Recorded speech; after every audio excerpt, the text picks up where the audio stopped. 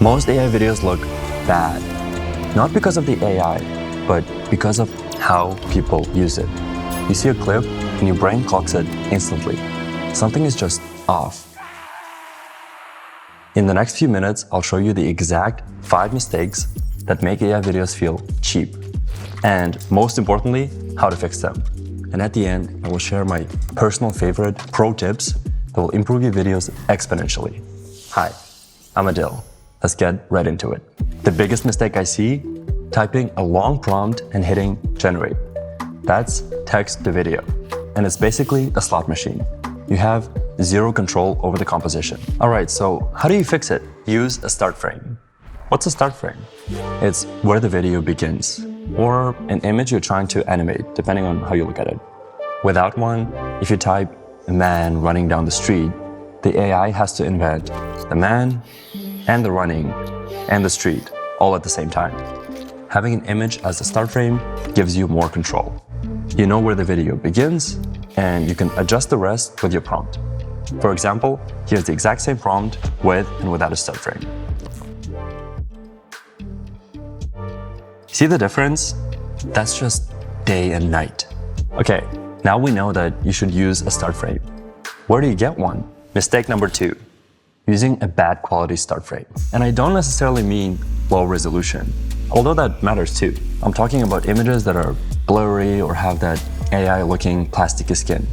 The video will carry that through every second. So how do you fix it? Use the right models and the right prompts. Here's my exact workflow when creating an image I want to animate. In images, select Sol 2. This is hands down the best model right now for generating production-ready images. Next, describe the image you want to animate in simple words and make sure to have the prompt enhancer on. A man skating. Our prompt enhancer will turn this into beauty, I promise. I'm also choosing my Sol ID, which I trained on over 20 images of me. Really take your time here. Your start frame is responsible for 80% of your result.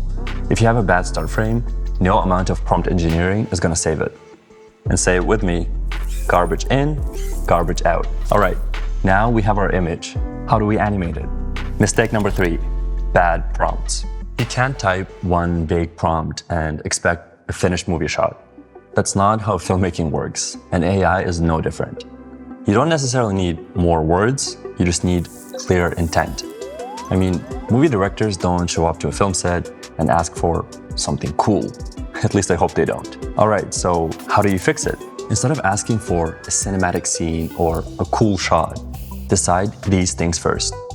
Who, where, what's happening, what camera move, and what mood.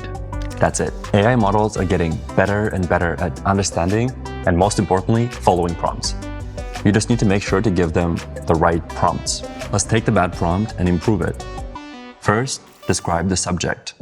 Just a man will be enough here. Now, specify the location. In a park.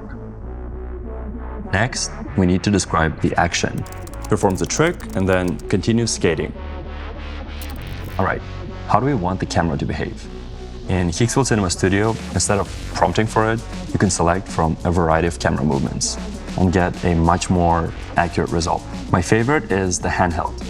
It gives the scene that slight shake, which makes it a lot more natural. And as for the mood, you can select one of the genres in Cinema Studio. I mean, look at that. We went from a supposedly cool video to an actual cool video. We chose what's happening in the scene, how the camera is behaving, and most importantly, what emotions we want to convey through it. Now that's control. Also, at the end, I'm going to share my personal favorite tip on how to streamline this process every single time. All right, so we generated our video. What about the next one? Mistake number 4, consistency. You generate multiple clips, stitch them together, and end up having the same actor with different hair color, eye color, or the birthmark on their face jumps from their forehead to their chin. And again, it might be a subtle detail, but our brain is incredibly good at recognizing those small things. And once you see it, you just can't unsee it. So how do you fix it? First, create your character. Generate the same character from different angles using Nano Banana Pro. I'm going to leave a prompt on how to create a character sheet in the description. Next, you upload that character into Higgsfield Cinema Studio. You can give them a name and a description. Now, instead of typing, he is doing something, you can tag your character and have them appear consistently in every shot. For example, here's a multi-shot, which is a generation with scene cuts in it, with the character that we just created.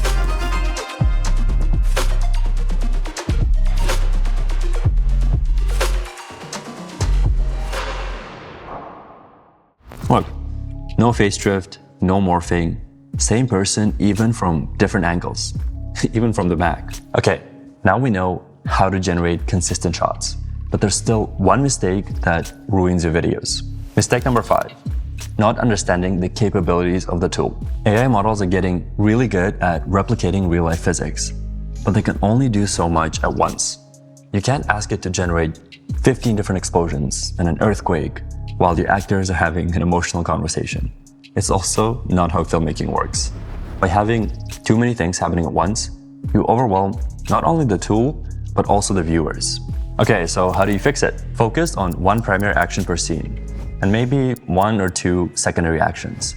You can generate an explosion from a wide angle, an earthquake as a medium shot, and then a conversation as a close-up, and stitch them all together in any video editing tool. Or just generate in multi-shot and prompt each scene separately. That's how masterpieces are born. Some models are great at physics, some better handle human emotions. Test them all out, and you'll know which ones fit better for your specific use case. Or check out this video on our channel for a deep breakdown on every model. Now that we have the basics down, here are some pro tips that will bring your videos to an absolute cinema level. And this is the hack I use all the time. Bring the image you want to animate to Gemini. This works well with ChatGPT or any other LLMs too. Describe the animation in simple terms and ask for a detailed prompt. But here's the catch. Don't just blindly copy and paste that prompt. Make sure to read through it and tweak any parts that you don't like. Also, a weird quirk with Gemini specifically, it will often start animating your image right away instead of giving you the prompt. So I always add, do not generate, just give me the prompt in all caps at the end. If you're struggling to get the exact action or camera movement you want and need pinpoint precision, use motion control. Just record a quick video of yourself performing the action and bring it over to motion control. Then you can transfer it onto your character. And make sure to turn on scene control for the best results. It won't solve all your problems, but can definitely help out in a tight spot. When generating images, give the model as much info as possible. I'm talking clothing, makeup, lighting, composition, just like in real shoots. If you want to get ahead of 90% of the people, you can't keep thinking like a prompt engineer. You need to channel your inner movie director. If you want to generate a video with super fast motion, but it keeps morphing, here's a simple fix. Generate a slow-mo of the scene you want, bring it over to any editing tool, and speed it up.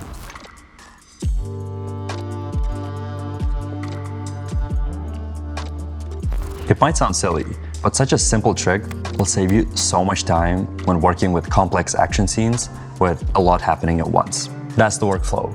5 mistakes, 5 fixes, and a whole new way to look at AI videos.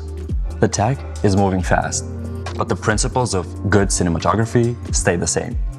Make sure to hop on Higgsfield and start creating before everyone else leaves you behind. And to help you get started, I'm giving away 3 ultimate plans. To enter, follow, and help out your fellow creators by commenting your personal pro tips for generating better images and video. And as always, if you found this video helpful, hit that like button, subscribe, and I'll see you guys in the next one.